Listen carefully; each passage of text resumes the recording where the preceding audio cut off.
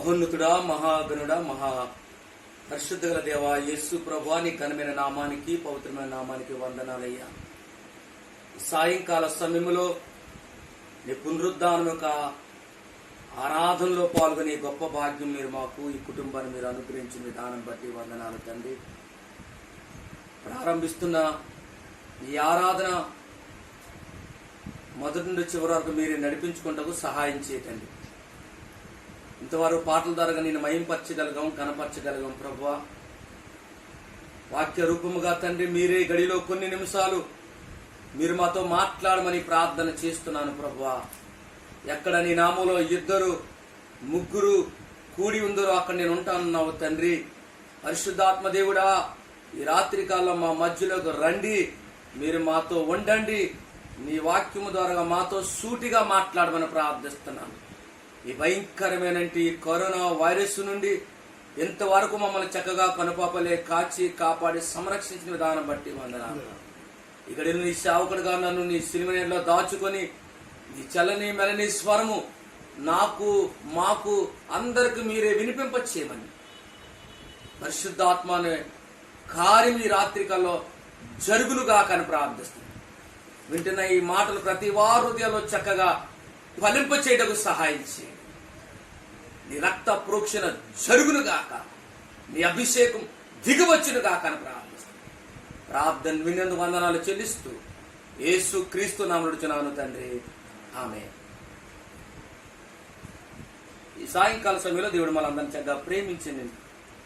ఆయన పాదాల దగ్గర కూర్చునే గొప్ప భాగ్యం దేవుడు మనకు అనుగ్రహించాడు. మొదటి పేతురు రాసిన పత్రిక చక్కగా కొన్ని మాటలు ఈ రోజున దేవుని వాక్యంలో మనం ధ్యానించుకుందాం. మొదటి పేతురు రాసిన పత్రిక 5వ అధ్యాయము 10వ వచనం ఒకసారి మనము చదువుకుందాం. పరిశుద్ధ బైబిల్ గ్రంథముల నుండి మొదటి పేతురు రాసిన పత్రిక 5వ అధ్యాయము 10వ వచనము ఒకసారి చదువుకుందాం.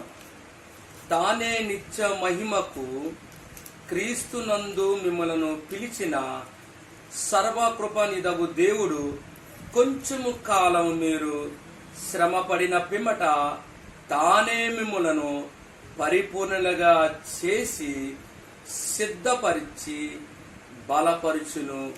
యుగాయుగములకు ప్రభావమునకు కలుగునుగాక, ఆమేన్. దేవుని బిడ్డలారా, ఈ రాత్రి కాలంలో పరిశుద్ధ బైబిల్ గ్రంథము నుండి ఈ పేతురు రాసినటువంటి మొదటి పత్రిక ఈ 5వ అధ్యాయము 10వ వచనంలో ఎంత చక్కని మాటలు దేవుని లేఖన భాగాల్లో మనం చూడగలుగుతున్నాం. కనుక ఈ రాత్రి కాలంలో పరిస్థితిని బట్టి మనం ఆలోచిస్తున్నప్పుడు, పరిస్థితుల కాలాన్ని బట్టి మనం చూస్తున్నప్పుడు ముందుగానే పరిశుద్ధ బైబిల్ గ్రంథంలో కొంచెము కాలము శ్రమపడిన పిమ్మట అంటున్నాడండి ఇక్కడ భక్తుడు. ఇప్పుడు ఈ లాక్డౌన్ ద్వారా, ఈ కరోనా వైరస్ ద్వారా అనేక ఆరాధనలు లాక్డౌన్ చేయబడ్డాయి. ఆధ్యాత్మిక జీవితంగా మనము చాలా దేవుని మందిరంకి వెళ్ళక వారి వారి నివాసాల్లో ఉండి మనం ఏం చేసుకుంటే ప్రార్థన చేసుకోగలుగుతున్నాం. ఇలాంటి సమయంలో కూడా పరిశుద్ధ గ్రంథము దేవుని మాటలు మనకి ఎంత చక్కగా వినిపిస్తున్నాయంటే, భక్తుడైనటువంటి పేతురు ఎంత చక్కగా రాస్తున్నాడంటే, సమయం కొద్ది కొన్ని నిమిషాలు చెప్పాలి కాబట్టి ఎంత చక్కగా ఉంది. కొంచెము కాలము మీరు శ్రమపడిన పిమ్మట అన్నాడండి. ఎంతకాలం అంటే కొంచెము కాలము శ్రమపడిన పిమ్మట అంటున్నాడు.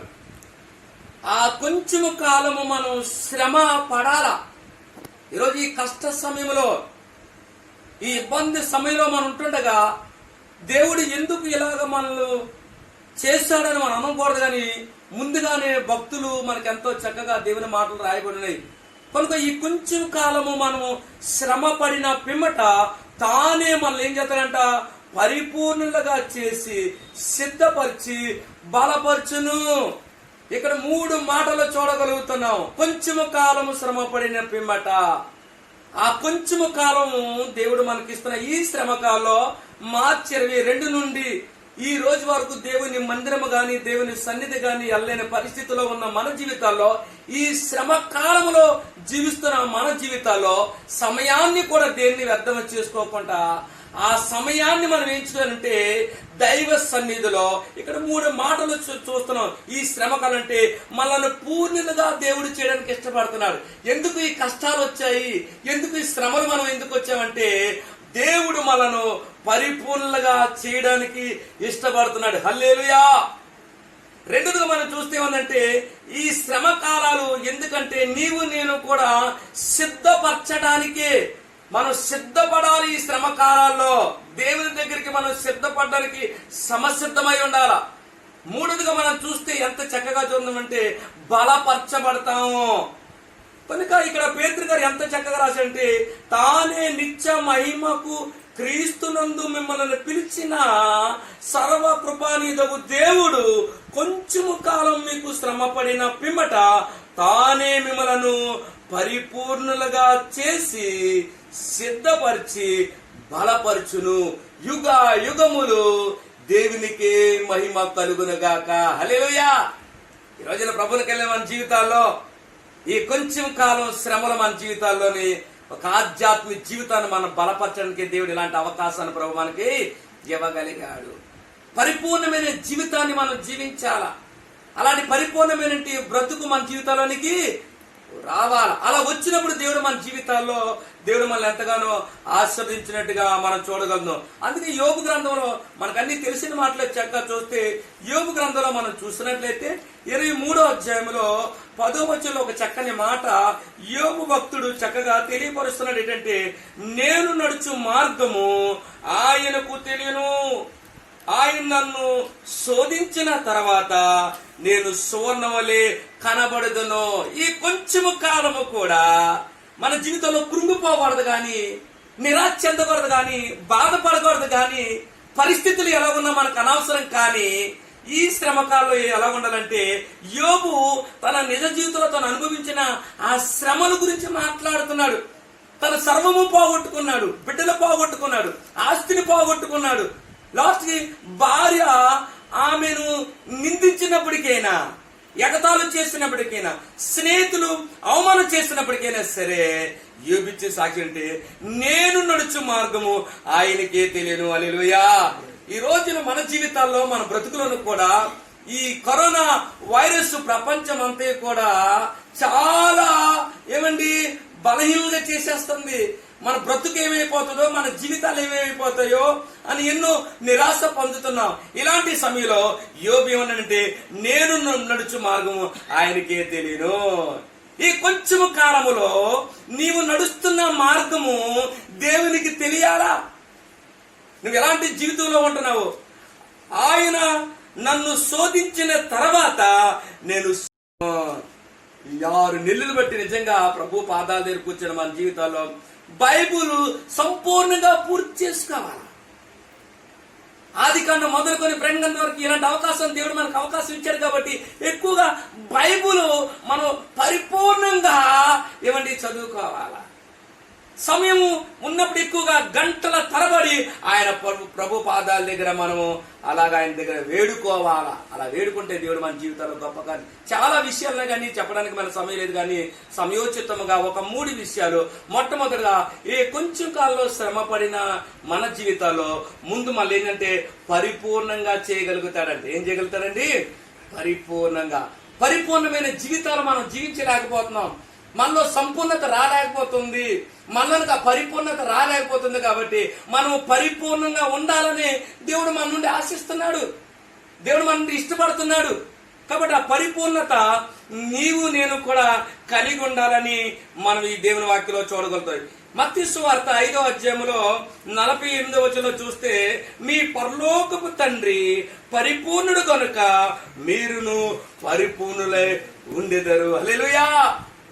కనుక ఈ లేఖన భాగాలు చదువుని లేఖన భాగాలు చూస్తే 5వ అధ్యాయం 10వ వచనంలో చూస్తే అక్కడ కొంచెము కాలము ఆ శ్రమలు ఎందుకంటే నన్ను సార్వత్రిక సంఘాలన్నీ కూడా దేవుని చేత రక్తంలో కడగబడిన ప్రతి కుటుంబం ప్రతి బిడ్డ కూడా ఒక పరిపూర్ణంలోకి రావాలా, ఒక సంపూర్ణంలోకి రావాలా.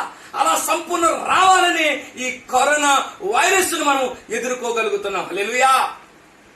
పరిపూర్ణమైన జీవితము ఈ రాత్రి నీవు నేను కూడా కలిగి ఉందాం. ఒకరు పరిపూర్ణంగా మనం ఉండలేకపోతున్నామేమో, ఈ సమయం దేవుడు మనకి ఈ కొంచెం కాలం శ్రమలో దేవుడు నిన్ను నన్ను కూడా ఆ పరిపూర్ణలోనికి దేవుడు మనలను నడిపిస్తున్నాడు. ఆ పరిపూర్ణత నీవు నేను కూడా ఉండాలని ప్రభు వాక్యం చదివింది. అందుకే ఇబ్రీయులకు రాసిన పత్రిక 6వ అధ్యాయంలో 12వ వచనంలో ఒక చక్కని మాట ఆ పరిపూర్ణ గురించి మాట్లాడుతున్న దేవుని వాక్యంలో మనం చూస్తే ఎంత చక్కగా ఉన్నదంటే ఆ పరిపూర్ణత మరి మనం చెప్పడానికి అంత లేదు కానీ, కాబట్టి ఈ దేవుని వాక్యంలో ఇబ్రీయులకు రాసిన పత్రిక 6వ అధ్యాయము చక్కగా 12వ వచనంలో 11వ వచనంలో చక్కగా ఇవన్నీ కూడా మనం చూడగలుగుతున్నాం. ఏంటంటే మీలో ప్రతివాడును మీ నిరీక్షణ పరిపూర్ణమగు నిమిత్తము ఏమండి మీరు సమసిద్ధమై ఉండాలా. అక్కడ ఒకే వచ్చిన చూద్దాం, సమయం లేదు కాబట్టి పరిపూర్ణమైన జీవితము నీవు నేను కూడా కలిగి ఉండాలా. ఆ పరిపూర్ణత దేవుడు మనల్ని కోరుకుంటున్నాడు. ఈ రాత్రి ఆ పరలోకపు తండ్రి ఆయన పరిపూర్ణుడు కనుకను మీరును పరిపూర్ణులై ఉండుడి. ఈ కొంచెము కాలము శ్రమలు మనకేంటంటే పరిపూర్ణతలోనికి దేవుడు మనలను సమసిద్ధముగా చేయగలుగుతున్నాడు. కాబట్టి అటువంటి పరిపూర్ణత నీవు నేను కూడా కలిగి ఉండడానికి మనము ప్రయత్నము చేద్దాము. మొదటి యోహాను రాసిన పత్రిక 2వ అధ్యాయము 5-6 వచనాల్లో చూస్తే ఎంత చక్కగా ఉన్నదంటే, ఎంత చక్కని మాట అంటే, ఆయన వాక్యము ఎవడు గైకొనునో వానిలో దేవుని ప్రేమ నిజముగా పరిపూర్ణమయ్యను. ఆయన యందు నిలుచున్నవాడని చెప్పుకున్నవాడు ఆయన ఎలాగూ నడుచుకునవలనో అలాగనే తన్నును నడుచుకునవలని బద్ధుడమై ఉన్నాము. హల్లెలూయా. కాబట్టి పరిపూర్ణమైన జీవితం మనకు కావాలంటే ఈ కొంచెము కాల శ్రమలో ఆయన వాక్యము ఎవడు గైకొని వానిలో దేవుని ప్రేమ నిజముగా పరిపూర్ణులుగా ఉంటాం. హల్లెలూయా. ఆయన వాక్యము చదువుతూ ఉండాలా. ఆ వాక్యం చదువుతుంటే మనకు ఎంతో పరిపూర్ణంగా మనం బ్రతకగలుగుతాం.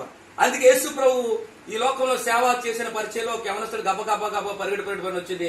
అయ్యా నేనేం చేయాలండి, నిత్య జీవనకు వారసుడు ఒక నేను ఏం చేయాలని గబా యేసు ప్రభు దగ్గరికి వచ్చాడు. ఆయన ఎంత చక్కగా పరిగెట్టుకుని వచ్చాడు. నిత్య రాజ్యంకి వెళ్ళాలి, పరలోక రాజ్యంలో అడుగు పెట్టాలని. ఆ వ్యక్తి యేసు ప్రభుని క్వశ్చన్ వేస్తున్నాడు, ఎంత చక్కగా వేస్తున్నాడో. అయ్యా నిత్య జీవానికి నిత్య రాజ్యానికి వెళ్ళడానికి నేను పరిపూర్ణంగా ఉండాలంటే నేను ఏం చేయాలని ఆ మత్తయి సువార్త ఆ 19వ అధ్యాయంలో మనం చూసినట్లయితే 21వ వచనం 22వ వచనం ఎంత చక్కగా ఉన్నదంటే, చక్కగా చూస్తే ఏమండి, అందుకు ఆ యవనుడు ఇవన్నీ అనుసరించనే ఉన్నాను, ఇకను నాకు ఏదైనా కొద్ది ఉందా అని ఆయన అడిగను. అందుకు యేసు నీవు పరిపూర్ణమగుటకు కోనేడలా పోయి నీ ఆస్తి అమ్మి బీదలకిమ్ము, అప్పుడు పరలోకమందు నీకు ధనము కలుగునని నీవు వచ్చి నన్ను వెంబడించమని అతనితో చెప్పెను. అయితే ఆ యవ్వనుడు మిక్కిలి ఆస్తి గలవాడు గనుక ఆ మాట విని ఏమండి వ్యసనపడుచు వెళ్ళిపోయాను. పరిపూర్ణమైన జీవితం కావాలన్నాడు, పరిపూర్ణంగా బ్రతకాలనుకుంటున్నాడు, నాలో సంపూర్ణత కావాలన్నాడు, నిత్య రాజ్యము కావాలన్నాడు, పరలోక రాజ్యము కావాలన్నాడు. మోసే ఇచ్చిన 10 ఆ ధర్మశాస్త్రం నుండి ఆజ్ఞలు చూచా తప్పగా పాటించాడు. కానీ ఆయనలో పరిపూర్ణత గురించి అడుగుతున్నప్పుడు, యేసునే సూటిగా అడుగుతున్నప్పుడు యేసు ప్రభు చెప్తున్నాడు, ఆ యవనస్తు నీ ఆస్తి నువ్వు పరిపూర్ణం కావాలనుకుంటే ముందు నీ ఆస్తిని ఆ పేదవారికి ఇచ్చి నన్ను వెంబడించంటే వెంటనే వ్యసనపడి వెళ్ళిపోయి. ఈ రోజు మన జీవితాల్లోనూ కూడా ప్రభు మీద ఆధారపడుతున్న మన బ్రతుకులను కూడా పరిపూర్ణమైన జీవితం మనకు కావాలంటే భూ సంబంధమైన విషయాలు ఏది కూడా నువ్వు కనీసం ఆలోచించదని పని లేదు. నువ్వు ఈ కొంచెము కాలము శ్రమ నీ జీవితానికి ఒక పరిపూర్ణత, దేవుని సన్నిధికి సమీపముగా ఉండడానికి నీకు ఇలాంటి ప్రభు అవకాశాన్ని ఇవ్వగలుగుతున్నాడు. ఆ పరిపూర్ణమైన జీవితం నీకు రావాలని ఈ రాత్రి కోరుకున్నాడు. నువ్వు ఇష్టపడుతున్నావా ఈ రాత్రి? ఈ శ్రమల దినాల్లో, ఈ శ్రమల కాలాల్లో ప్రభువా నేను నా కుటుంబం, నేను నా భర్త, నేను నా పిల్లలు, నేను నా సంఘము, నేను నా దేశం, నేను నా ప్రజలందరూ పరిపూర్ణంలో ఉండాలని నువ్వు కోరుకుంటే అటువంటి జీవితాన్ని జీవించాలా.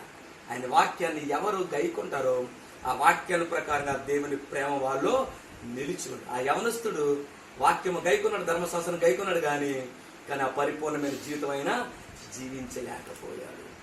కాబట్టి ఇది మొదటి మాట. కొంచెము కాలం శ్రమలో మనకేం చేయాలంటే పరిపూర్ణంలోనికి దేవుడు మనను.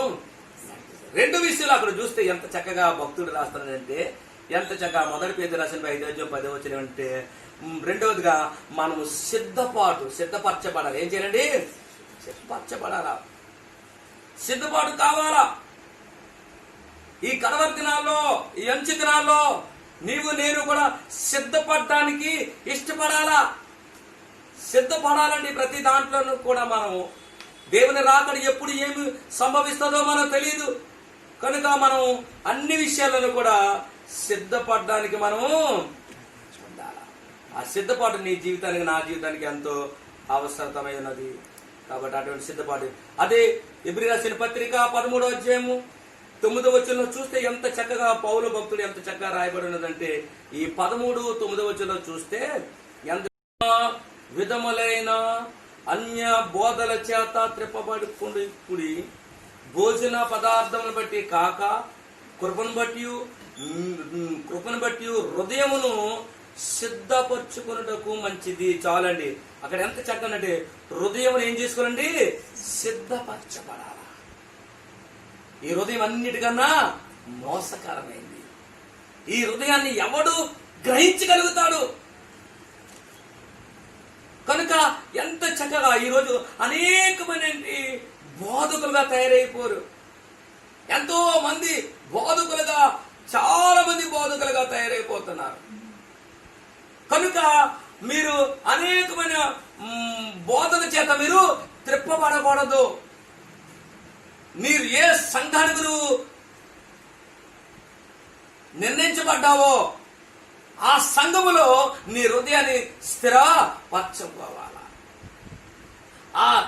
ఆ సిద్ధపరచపరచుకోవడానికి నీ జీవితాన్ని ఎంత అవసరమైనది. అందుకే సీనాయి పర్వతం మీద చూసినట్లయితే 34 నిర్గమకాండ 34 అధ్యాయంలో చూస్తే ఏమండి, మోసే దేవుడు ఏమిటంటే నువ్వు పెందల కడలేసి ఆ సీనాయి అనే పర్వతం దగ్గరికి సిద్ధపడి రమ్మని దేవుని వాక్యం నీకు ఎంతో సెలవిస్తుంది. కాబట్టి రాత్రి ప్రభు మీద ఆధారపడుతున్న నీ బ్రతుకులో, నా బ్రతుకులో అటువంటి జీవితానికి సిద్ధపాటు కావాలండి. మన ఆధ్యాత్మిక జీవితంలో సిద్ధపరచబడాలా. మోసే ఇశ్రాయేలు ప్రజలను దేవుడు ఒకసారి ఏమండి పలకలు పోగొట్టిన, రెండోసారి దేవుడు పిలిచినప్పుడు ఎంత చక్కగా ఆ 34వ అధ్యాయం 2వ వచనం చూస్తే, ఉదయమునకు నీవు సిద్ధపడి ఉదయమున సీనాయి కొండ ఎక్కి అక్కడ శిఖరమున మీద నా సన్నిధిని నువ్వు నిలబడాలా, నా సన్నిధిని నువ్వు నిల్చోవాలి, నా సన్నిధిలో నువ్వు ఉండాలి అంటున్నాడండి. ఎంత చక్కని మాటలు నేను విన్నారు. కాబట్టి కొంచెము కాలము శ్రమపడిన పిమ్మట, కొంచెము కాలము శ్రమపడిన పిమ్మట మన జీవితాల్లో అనేకమైన ఆశీర్వాదాలు చూస్తామని లేఖన భాగాలు చూడాలి. కాబట్టి నీవు నేను కూడా సిద్ధపరచబడాలా. 40 పగళ్ళు 40 రాత్రులు మోసే సీనాయి పర్వతం మీద దేవుడు ఆయనతో కూడా ఉండబట్టి ఆయన సిద్ధపాటు ఉంచబడ్డాడు. హల్లెలూయా. కనుకనే ఆ 10 ఆజ్ఞలు దేవుడు మరలా పగలగొట్టినట్టు ఆ ఆజ్ఞలను మరలా సంపాదించగలడు ఇశ్రాయేలు ప్రజల యొక్క ఏమంటే ఇశ్రాయేలు జాతి వరకు. ఈరోజు ప్రభు మీద ఆధారపడుతున్న నీ జీవితంలో, నా జీవితంలో సిద్ధపాటు నువ్వు కావాలా. దైవ సన్నిధి కొరకు నువ్వు సిద్ధపడాలా. దైవ సన్నిధి కొరకు నువ్వు దినమునకు ముమ్మారు ప్రార్థన చేయడానికి ఇష్టపడాలి బిడ్డ. నీ ప్రార్థన జీవితం మార్చాలా, నీ ప్రార్థన అలవాటు మార్చాలా. నీ ప్రార్థనలో దేవుడు ఆయన నీ గృహంలోనికి రావాలా. అది దేవుని సన్నిధిగా నువ్వు మార్చుకో. నీ గృహం ఒక దైవ సన్నిధిగా ఉండాలా. అప్పుడే దేవుడు నీ జీవితంలో గొప్ప కార్యం చేయగలుగుతాడు. సమయం లేదు, చాలా రిఫరెన్స్ ఉన్నది. మూడోదిగా చూస్తే ఎంత చక్కదంటే ఆయన మన చక్కగా పేతురు రాసిన పత్రిక 5వ అధ్యాయం 10వ వచనం అంటే, ఏమండి కొంచెం కాల శ్రమలో మనల్ని దేవుడు బలపరుస్తున్నాడు. ఏం చేద్దానండి? బలపరుస్తున్నాడు దేవుడు. మనల్ని బలపరిచే దేవుడు అండి మన దేవుడు. మన దేవుడు మనల్ని బలపరిచే దేవుడై ఉన్నాడు. బలపరచబడాలా. ప్రభు సన్నిధిలో నువ్వు నేను కూడా బలపరిచే బిడ్డలుగా ఉండాలా. అలా బలపరిచినప్పుడే మన జీవితంలో ఎన్నో దేవుని కార్యాలు మనము చూడగలుగుతాము. కాబట్టి ఆయనే మనలను బలపరచడానికి సమసిద్ధుడై ఉన్నాడు. యెహోవా కొరకు ఎదురు చూసేవారు వారు నూతన బలము పొందేదరు. దేవుని కొరకు ఈ కొంచెం కాల శ్రమలో దేవుని కొరకు మనం ఎదురు చూడాలి. అయ్యా నన్ను బలపరచయ్యా, నన్ను బలపరచయ్యా, అయ్యా బలహీన నన్ను బలపరచు నాయన. ఈ లోకములో ప్రతి సాతాను శక్తులు ఎదుర్కోవడానికి నాయన నన్ను బలపరచు ప్రభు అని మనం దేవుని సన్నిధిలో మనము ప్రార్థన చెయ్యాలి. అలా బలపరచబడాలంటే ఎంత చక్కగా పరిశుద్ధ గ్రంథంలో మనం చూసినట్లయితే చదవసల టైం అయిపోతుంది కాబట్టి 2వ తిమోతి రాసిన పత్రిక 4వ అధ్యాయము 17వ వచనంలో ఎంత చక్కగా రాయబడిందంటే, ప్రభు నా పక్కన నిలిచి నన్ను బలపరచెను గనుక సింహ నోట నేను తప్పించబడితిని. బలపరచబడతాడు. తిమోతికి పౌలు ఎంత చక్కగా రాస్తాడు, ప్రభు నా పక్కన నిలిచి నన్ను బలపరచెను గనుక సింహము నోట నుండి నేను తప్పించబడుతున్నాను. పౌలు తన సేవా పరిచయంలో అన్య జనం దగ్గరికి వెళ్ళి దేవుని సువార్తను ప్రకటించగలిగాడంటే, ప్రభవిల్లగలిగాడంటే దేవుడు తన పక్కన నిల్చున్నాడు. ఈరోజు మన జీవితంలోనూ కూడా ఈ కడవర దినాలు, ఈ అంచు దినాలు, దేవుని రాకడ సమయంలో నీవు నేను ఏ స్థలంలోకి వెళ్తే ఆ స్థలం దగ్గరికి ప్రభు మన పక్కన నిలిచోవాలా. అప్పుడే వారి కుటుంబాలు, బిడ్డలు బలపరచబడతారు. అటువంటి ఆత్మ పరిపూర్ణతమైన జీవితం జీవించాలి బిడ్డ. క్రైస్తవ బిడ్డలుగా ఉన్న, దేవుని బిడ్డలుగా ఉన్న మన జీవితాల్లో ఈ కరోనా వైరస్ చూసి మన బ్రతుకు, మన జీవితాలు ఏమైపోతున్నాయి? కృంగిపోతున్నావా? ఈ రాత్రి బలహీనరాలుగా అయిపోతున్నావా? ఈ రాత్రి ప్రభు నీతోనే మాట్లాడుతాడు బిడ్డ. ఈ రాత్రి ప్రభు నీతో మాట్లాడుతాడు. మరలా నీ ప్రార్థన జీవితాన్ని, నీ సావాస జీవితాన్ని మరొకసారి దేవుడు నిన్ను వెలిగించడానికి నీకు అవకాశాన్ని ఇస్తున్నాడు. యూట్యూబ్ ద్వారాగా నీ జీవితంలో ఒక్కసారి వాక్యం వింటున్న నీ జీవితంలో ఎక్కడ పడిపోయావో, ఎక్కడ ఆధ్యాత్మిక జీవితంలో మళ్ళా వెనక్కి వెళ్ళిపోయావో, మళ్ళా తిరిగి కట్టుకోవడానికి, నీ ప్రార్థన గుడాలను కట్టుకోవడానికి, నీ దైవసన్నిధిలో మళ్ళా నిలబడడానికి దేవుడు ఈ వాక్యంతో నీతో మాట్లాడుతున్నాడు. ఎంత చక్కగా పేతురు భక్తులు గారు ఎంత చక్కగా రాయబడి ఉన్నదంటే, కొంచెము కాలము మీరు శ్రమ పడిన పిమ్మట. ఇప్పుడు కొంచెం కాలం మనం ఏముందంటే శ్రమ పడుతున్నాం. ఈ శ్రమలో మన జీవితానికి ఎంత ఆశీర్వాదం తీసుకొస్తుందో తెలుసండి. ఏ కొంచెం కాల శ్రమలో ఏమండి మీరు శ్రమ పడిన పిమ్మట తానే అన్నాడు. ఏమనండి? దేవుడే మళ్ళా తానే మిమ్మలను పరిపూర్ణంగా చేస్తాడంట. హల్లెలూయా. ఎలా చేస్తాడు? మిమ్మల్ని పరిపూర్ణంగా నిన్ను చేస్తాడు, సిద్ధపరుస్తాడు, నిన్ను బలపరుస్తాడు. ఆ దేవునికి యుగములు ప్రభావములు ఆయనకే చెల్లునుగాక. ఈ రాత్రి కొంచెము కాల శ్రమలు నీ జీవితానికి ఎంతో ఆశీర్వాదకరం, ఎంతో దీవెనకరం. ఈ వర్తమానం అంటే నీ జీవితంలో ప్రభు సమర్పించుకో. ప్రభువా నాలో పరిపూర్ణత లేదా? నాలో ఆ పరిపూర్ణత ఈ ప్రభువా. నాయనా నా జీవితంలో నేను సిద్ధపార్చి లేకపోతున్నానేమో, అటువంటి సిద్ధపాటు నాకు దయచేయండి నాయనా. నేను బలహీనుడిగా ఉంటున్నానయ్యా, నన్ను బలపరచు ప్రభు అని అడిగితే ఈ రాత్రి నీ జీవితంలో ప్రభు కానీ కళ్ళు మూసుకోండి. నీ వరకు నేను ప్రార్థన చేస్తాను. రాత్రి ఈ వర్తమానం ద్వారా ప్రతి వారి హృదయాల్లో, ప్రతి వారి జీవితాల్లో ఒక అద్భుతమైన కార్యం చేయమని పాదాల దగ్గరకు వచ్చి వేడుకుంటున్నాను. ఇదిగో నీ దాసుని ద్వారా కొంచెము కాలము శ్రమలు నాయన మా జీవితానికి ఎంతో ఆశీర్వాదకరమైన వాటిని సంబంధించారు. ఈ కొంచెము కాలం శ్రమలో మేము పరిపూర్ణంగా నేను జీవించాలని నువ్వు కోరుకుంటున్నావయ్యా. మేము ఎంతో సిద్ధపరచబడే బిడ్డలుగా ఉంటాము. బలహీనులుగా ఉన్న మమ్మలను ఈ కొంచెము కాలం శ్రమలో నీ సన్నిధిలో బలపరిచేవారుగా చేయాలి. అటువంటి బలవంతులుగా చేసి నీ రాకడ వరకు నాయన మేము, మా సంఘాలు, మేము, మా సేవకులు, దేవుని బిడ్డలు, దేవుని వాక్యం ఎరగలేన అందరూ కూడా సమసిద్ధమయ్యేటకు సహాయం చేయండి. ఘనతయు మహిమయు మీరే పొందుకోవాలి. యేసుక్రీస్తు నామమున అడుగుచున్నాను తండ్రి, ఆమేన్.